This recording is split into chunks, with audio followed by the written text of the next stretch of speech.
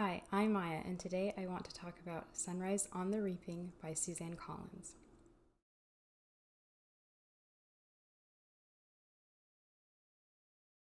So, before I jump into the book, I just need to preface this by saying that I have been a Hunger Games fan from day one. I used the Hunger Games as the theme for my student government campaign in middle school. I made posters that had the Mockingjay, and I called myself the Girl on Fire.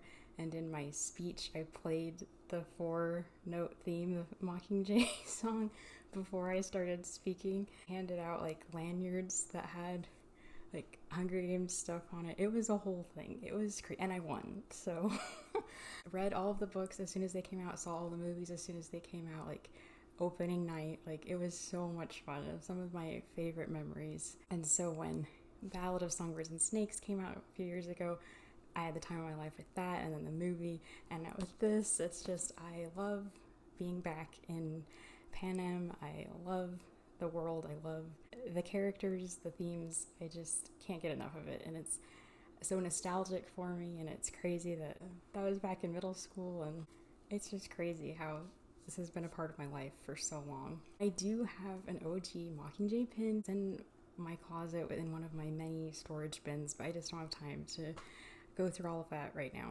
So I do have one. And I wish I could be wearing it right now, but that's okay.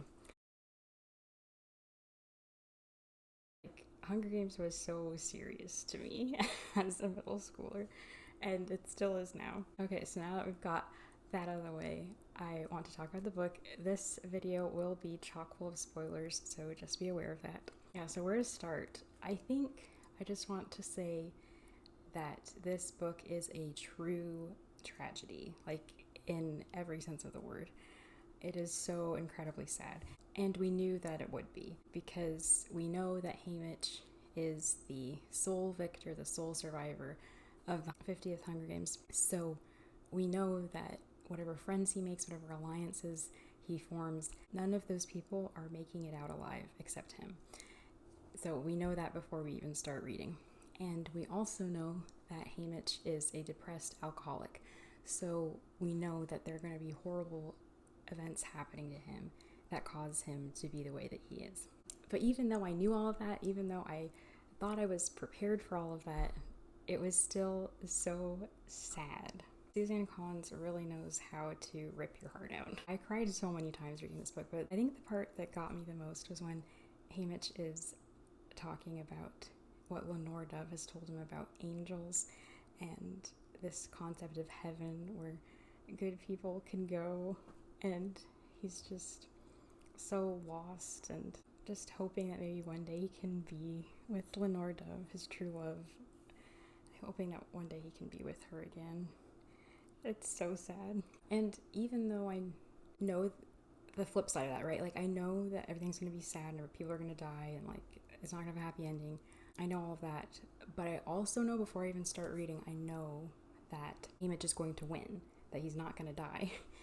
But even knowing that, I was still on the edge of my seat the whole book, and I was still like flinching and tensing up every time he came close to death. I was like, oh, is this going to be it? Is this going to get him? I was like, no, he makes it out alive. But even then, even still, like, it's so suspenseful. Suzanne Collins is so good at storytelling, and yeah, it's just so good.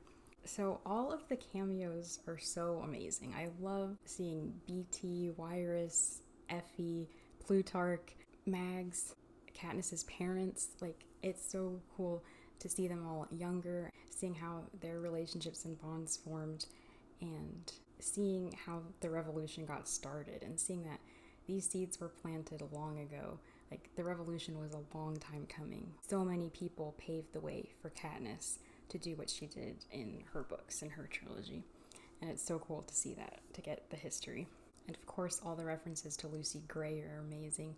After reading Ballad of Songbirds and Snakes, every reference to her and the Covey and all of that is so cool. Reading Snow, you get so much more out of him as a character now that you know his history, his backstory, now that you know more about where he's come from and his relationship with Lucy Gray. Like, everything just is that more meaningful and impactful now that you know all of that. And speaking of snow, I thought it was so insidious that in the arena there is a mountain, a snow-capped mountain with a bunch of snow on top, like his famous quote, "Snow lands on top." That's just crazy. Like, built into the arena is a symbol of his domination and his superiority and just his evil grip on everyone. He's such a good villain, so awful and horrible.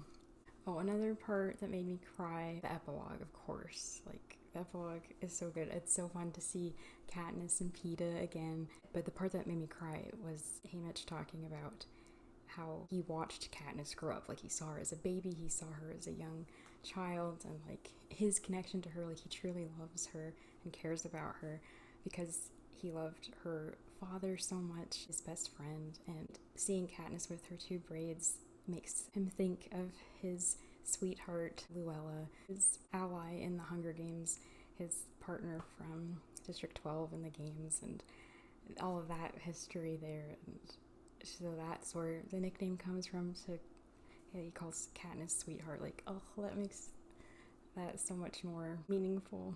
I think one of the best characters in this book is Effie, who, you know, we all know and love from the trilogy, but in this book I feel like she was even more needed and amazing because this book is so dark and so sad, and she is just this ray of light and kindness and empathy. Another part that made me cry when she drops her makeup bag and Haymitch, you know, picks all the stuff up for her, and she knows that he is kind and a good person, and oh, their connection is so sweet. One of my favorite parts, which is it's like torture, but it's so good, was all of the foreshadowing to Haymitch's alcoholism. The book opens up with him explaining that he helps out with a bootlegging business, and his boss gives him a birthday present, which is some booze, and he says, "I'm not a drinker myself," but it's like, but you will be. It's so sad. And then later he gets these hand-me-down clothes from Effie's relatives, and the suit has like martini glasses printed on it. It's like, no. Capital worker on the train offers Haymitch some alcohol and then goes, "Oh wait, you're underage, I can't give this to you." It's like, every time that he almost takes a drink but doesn't, you're like, oh, don't do it, Haymitch, just stay away from it. Of course, in the arena, in the actual Hunger Games, one of his sponsors sends him a wine glass with grape juice in it, and it's like, this is gonna be your image for the rest of your life. You're just gonna be a drunk, and it's so sad. So yeah, all of those moments are just like little stabs, but they're also so masterfully done and masterfully like peppered into the book, and you can tell as a writer that she really enjoyed doing all the foreshadow things because she can, because it's a prequel, and like she's really having a lot of fun with the format of a prequel. Another thing I love about her as a writer is that she is obviously a fan of great literature. Last name Everdeen is also the surname of the protagonist in Far from the Madding Crowd by Thomas Hardy, and Katniss's mother's maiden name is March, like the March family in Little Women by Louisa May Alcott. I just love all of the philosophy and the psychology and all the songs, the folk songs, the poetry, and I love the Poe.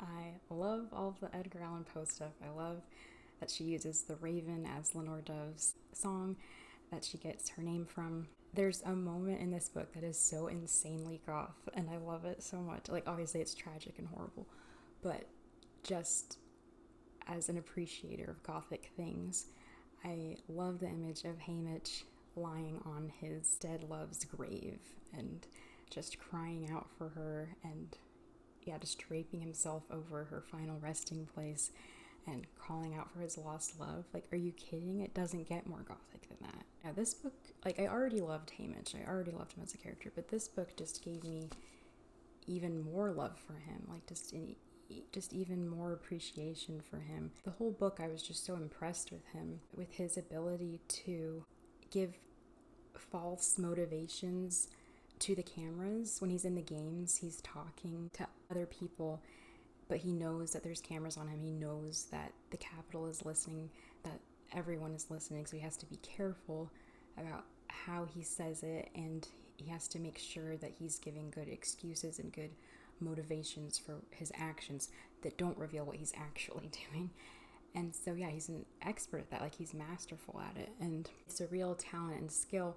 And it's what helps him survive. And it's what helps him help Katniss survive later. And it's what makes him such a good mentor, is that he knows how to play the game. He's smart and he's quick and he's wily. And he knows what he needs to say in order to do what he needs to do. And so becoming even more attached to Haymitch in this book, by the end of it, I was just crying and just so happy with the knowledge that he gets to the promised land in the end. Like, he sees the fruits of his labors. He gets to see the victory over tyranny, and he gets to enjoy a free world.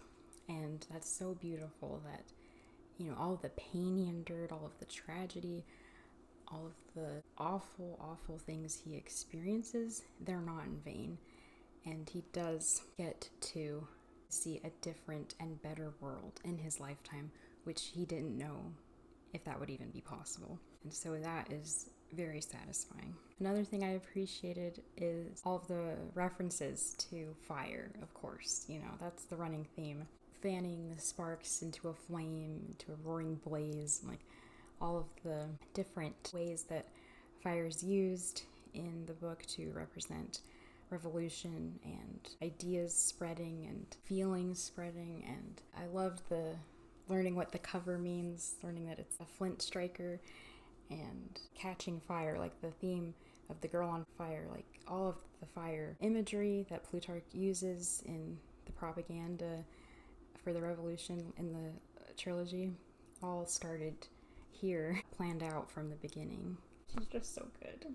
I also just wanted to talk about how much I love District 12 and how it really is a character more than a setting.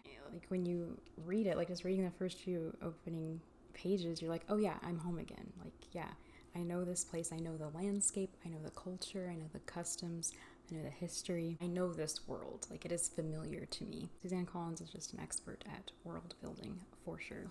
This edition that I got, the Barnes & Noble exclusive, and it has a really interesting Q&A in the back, and I really loved reading that and learning more about Suzanne Collins, like her thought process, and she talks about the whole series and all of the different books and like her, how she outlined them and like her different inspirations, and I found that really fascinating, so I'm glad I got this version. Yeah, so I think that about does it. I could not put this book down. It took me longer to read it than I wanted to. I wanted to read it just like in a couple days, but I've been pretty busy. But I'm so glad that I got to read it, and what a time to be alive. I hope she keeps writing more. I just want to keep coming back to this world. It's so inspiring to know that evil can be overcome and that there's always hope, even in dark times. Those are my thoughts on Sunrise on the Reaping. Thank you so much for watching.